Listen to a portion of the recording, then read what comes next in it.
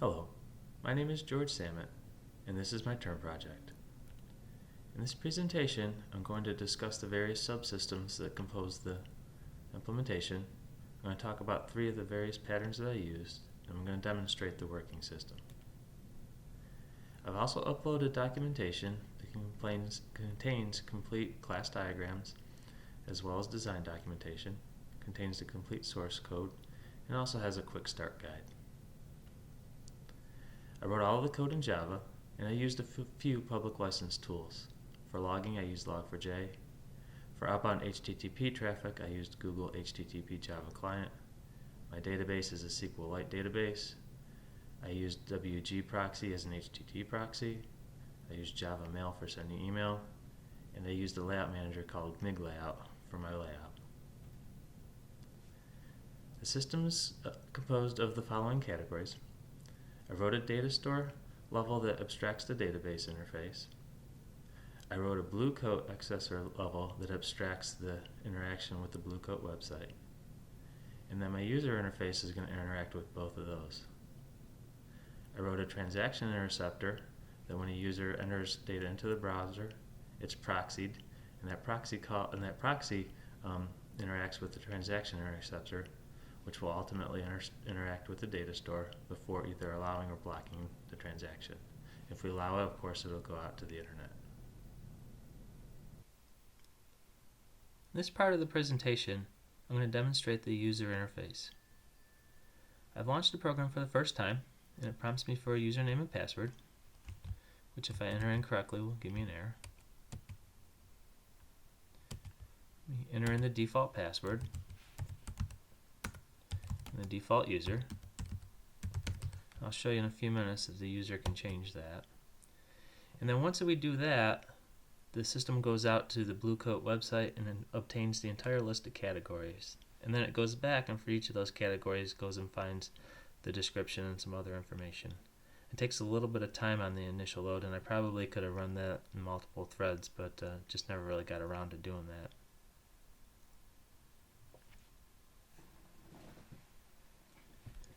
So as you can see, the Administrator's Console is made of several tabs, and I'll explain each one of those. We'll start out with the Categories tab. This is the list of categories as obtained from the Blue Coat website. And you'll note that by default, all of them are blocked by the system. If a category is blocked, that means that any website that's associated with that category and isn't specifically reviewed is blocked, and likewise for allowed. So I'm going to go ahead and allow a couple of them, but beforehand, I'm going to show you what happens if I make a mistake. I can go ahead and reset that. The ones I'm going to allow are search engines, so I could show you a web search. I'm also going to allow technology and internet. And the reason being is because the site I'm going to show you happens to be in that category. And then some of the browsers, when you use them, they'll go out and they'll do different things. They'll go hit the internet and stuff like that. A lot of those fall under the technology internet category too, so they don't tend not to work terribly well if that's not enabled. So now that's enabled, I'll show you the Sites tab. Now this is where the individual websites will show up, which we don't have any now. It's initial system. So as the user uses the system, websites that aren't found will show up here, and we'll allow the administrator to allow or deny. You can't really associate them with the category per se, but you can go ahead and specifically allow or block those, and I'll show you that. What I am going to show you is I'm going to show you how I can go ahead and add a site. So I'm going to add example.com as a block site, and you'll see once I add that this is in the technology internet category. So here it's in the technology internet category. I could go ahead at this point and then manually allow or block it. Right. So if I wanted to allow it, I could update it to allowed, but I want this one to be blocked for the example. So we'll go ahead and we'll reblock that one. Go block keywords tab, and that allows me to enter keywords that I don't want the user to search for. So I can enter a keyword, and I can remove a keyword. I also have the ability to reset it, so I'll show you the reset function. It basically clears that out. Remove it. I'm going to add one for the demonstration. So we don't want to hear any more about Donald Trump, so I'll block him from web searches. I have a Sites Visit tab, and that of course is empty. There's no one has used the system, so there's no website visits yet. As the user goes to the different websites, this will populate. On the Limits and Usage tab, at the top part I have the usage, and that's gonna change as the user uses the system, and we'll show you the current week's and the previous week's usage.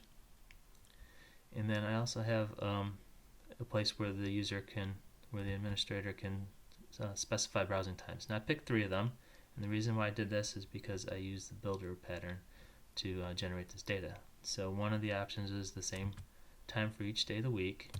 So if I put in 12 minutes for Monday, it'll propagate that all through the whole week. I could do it by weekdays and weekends. So let me do 10 minutes on the weekdays and 15 minutes on the weekends. Gives me 10 and 15. Or I can do individual days. So Monday I could do 10, Tuesday I could do 12, whatever I want. I'm going to go back and I'm going to put it to 5 minutes for each day of the week. Now before I leave this page, I want to talk a little bit about how we determine the usage amount here. So the algorithm that I came up with is that I take the site visits from the previous page for the current day, and I basically start iterating over those. Now if they're sequential visits and they don't span, I believe it's 3 minutes, this is the value that I have it set to. If they don't span 3 minutes, so I give you 3 minutes per page, that's considered one visit. So that'll just basically take the time intervals between the two. If you hit that 3 minute interval, I'll cut it off there, and then the next visit will start the clock over again. The reason being is because we want to account for the case where somebody goes to a website and then just leaves it there, right? So there's really no end time. And you could do that multiple times a day, right? So you may not necessarily be browsing for an hour. You may have gone to 3 different pages over the course of an hour. Each one you spent 3 or 4 minutes on. So that's basically where we get to that. And then we take a default of 30 seconds per page. So if you just go to a web page and walk away, we'll count that as 30 seconds. That's what I found to be the average. If you look around on the internet, that's kind of what they say is it's actually less than 30 seconds, but we took 30 seconds as the usage. I have a users tab that allows you to configure administrators. So right now all I have is a system administrator.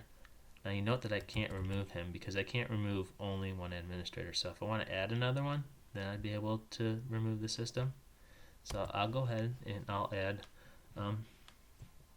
myself, which really isn't myself because, as you know, my ID is E62875.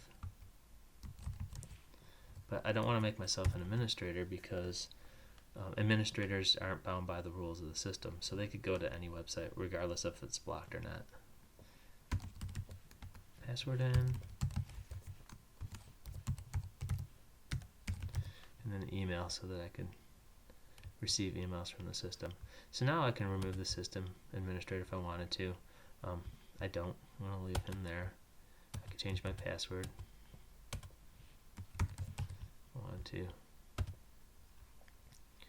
I could add more administrators.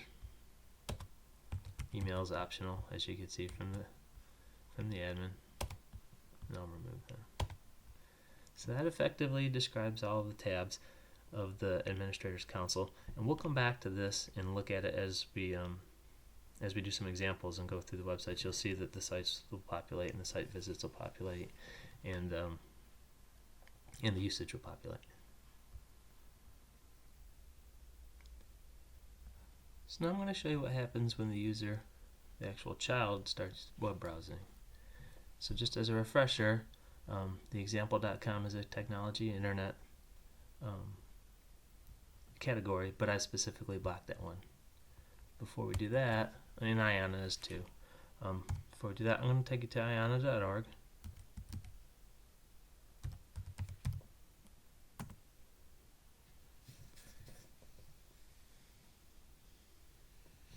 You'll see that the system loads IANA.org. IANA.org is in the technology internet category and is allowed, so I could browse IANA.org as well as I like.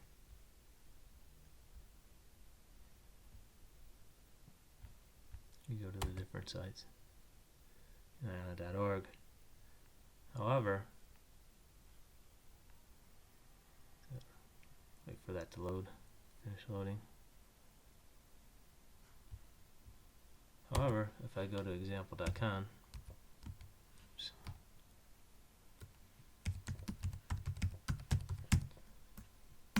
you'll notice that the site's blocked.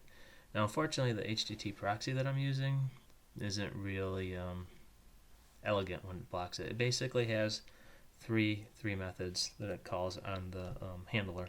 The first one is continue, and that means, do I continue processing this request further, or do I just go ahead and send it on? So in that case, if it's an administrator, we say just go ahead and send it on. If it's anybody else, we said yes, we need to process that. The second method is called do process, and that gives me the HTTP request and lets me do stuff with it. So that's where I go in and I actually go process to determine if the site's available and if the or the category is available. Basically, the way it processes is that it has two states. So it's either sufficient time remaining state or I've used all my time state. And that's based on the usage. So we transition between those two states. In the sufficient time remaining state, I use a chain of request handlers. So I first go and try to process it by site to see if the site's specifically allowed or blocked. And then I go look at the category to see if the category is specifically allowed or blocked. So again, example.com is, so the third state is whether or not to send or not send the request. So in the case of a block site, it basically say don't send the request, and you end up with the screen that you see here. If it's an allowed site or an allowed category, I say go ahead and send the request, and it will go and access the internet, send the request, retrieve the response. So if we come back to our administrators council, we go look at the site visits. I didn't make this interactive because the idea was that the parent and the child wouldn't be using the same computer at the same time. So there's really no need to have that to be interactive. So you can see here, we went to IANA.org, all the different web requests we made. And then there's the Blue Coat site at the beginning. I think it pulled down the image when I went to that, when I put the browser back on. So that's why I was saying the browser does some stuff in the background, which is why you kind of want the technology one on there. If I go to my limits and usage, I should see a little bit of usage. So at 2 minutes, it calculated 2 minutes. And again, we use that algorithm where the last page is 30 seconds. And then there's some rounding stuff where we'll round up, right, because we're in minutes. So if you go a few seconds, we may round that up or down. As need be. If you recall, we enabled search engines by category, so I was able to navigate to Bing.com. I'm going to search for Donald Trump.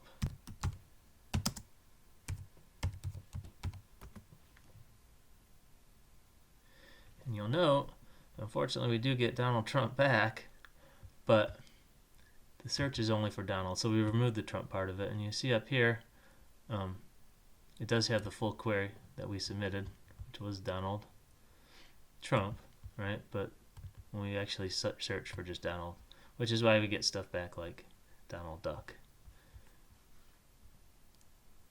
If I search by anything else, like Donald Duck, oops, we don't do any filtering, and we should get back the full.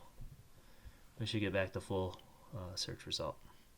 So that was the extra credit portion of the project. If we go back and we look at our admin console, I should see we're up to 5 minutes now. So now that we're up to 5 minutes, we should be blocked. So if I do any other searches, I get the ungraceful your blocked page. So we've effectively gone to the part where we switch state from the sufficient browsing time allotted state to the browsing limit exceeded state, and it won't let me do any more web transactions until the next day. So the states are smart enough to transition. It's actually in the base class that knows when the end of the day is, and if a request comes in on the next day, it effectively resets itself. The last thing that I'd like to demonstrate is what happens when you attempt to go to a website that Blue Coat doesn't recognize, so one that's uncategorized. And the website I'm going to try to show you is swacorp.com. And as you can see here, the page has not been rated. So I've gone ahead and I've reset, through the admin console, I've reset the browsing limits. And I've also went and reset all the categories, so I've effectively blocked every category. So let's go ahead and try to go to swacorp.com. That's my work domain, by the way. So as you can see, we weren't able to go to swatcorp.com, and we get our very unfriendly, you're not allowed to go to this website page. And interestingly enough, Blue Coat actually has an uncategorized category. So when I refresh our Sites tab, we should see the attempt to go to swatcorp.com as uncategorized, and of course it's blocked. Now, part of the requirements for the project is that when we go to an uncategorized website, it should send an email to the administrators. And the way I implemented that, because Blue Coat has an uncategorized category, if the category is blocked, in this case it is, like I said, I blocked all categories, then I send email as well. So I'm going to be honest with you right now, the proxy that I'm using is not real friendly with HTTPS. It doesn't work terribly well, and of course most of your email clients are HTTPS. So I am going to pause for a moment while I disable the proxy, and then we'll go look at my email and see if I received an email. Okay, so we're back. I'll go ahead and take a look at my email now. So you'll see I received an email for uncategorized site, and it has the site name in there. And this is basically just telling the administrator to go ahead and review this site because it wasn't associated with the category. That was one of the requirements of the project. So that concludes the demonstration portion of the project, and I'll now move on to explaining a couple of the various patterns that I used as part of the implementation. I only have a few minutes of time remaining for the presentation, so I'm going to go over 3 of the patterns that I used as part of the implementation relatively quickly. The details of these implementations are part of the documentation that's been uploaded with the project, so feel free to look at that to get more information. I implemented a connection pool as an object pool pattern, and this was one of the presentations that one of the students presented, so I modeled it after that. But effectively, I pull connections to my database, and the object pool, the base class here, has a relatively simple interface that effectively allows users to check in and check out connections to the database.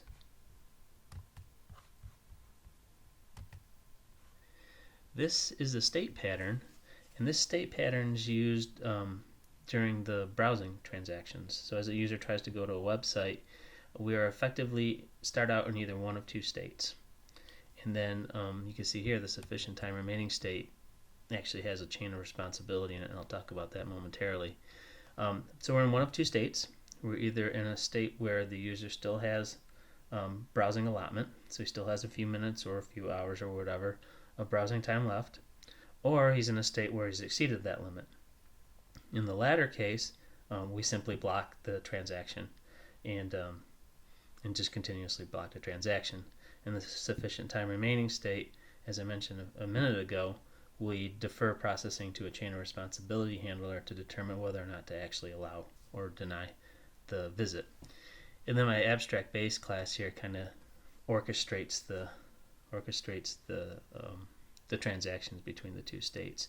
So it knows when the day has passed, and it'll tell the state to reset itself.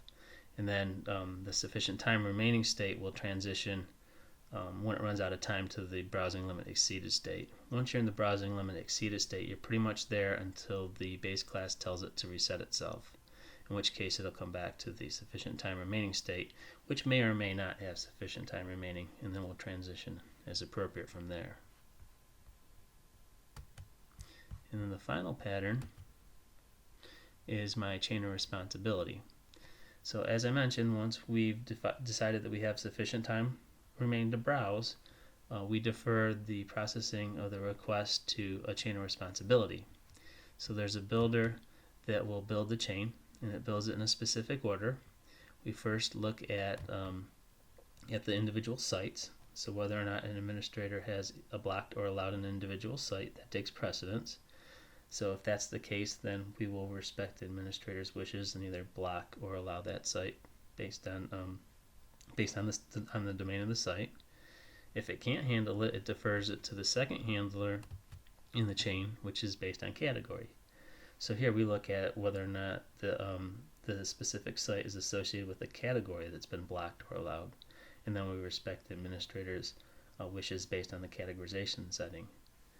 And then at the end of the chain, should we get there, should we be able to not identify a site or a category, the base class, which contains the successor, and also has this defer method, which allows us to walk the chain, is smart enough to know that there's no additional successor, and it will automatically block the transaction. So those are 3 of the many patterns I used as part of this project. So before I conclude, I did want to make one correction. Earlier I had said that I used Java Mail for the email client, and I forgot that I had switched that out to use SendGrid until I was doing the demonstration. So SendGrid is a web-based utility that allows, basically it's an email forwarding service. So in conclusion, this is the list of the patterns that I implemented myself as part of the project. In MVC is kind of a stretch there. I used Java Swing for the GUI, and I kind of extrapolated some of the MVC components out of Swing, so I can't say I implemented MVC completely myself there. But the other ones I did implement as part of this project. So it was a substantial effort, and I hope you enjoyed the presentation. Thank you very much.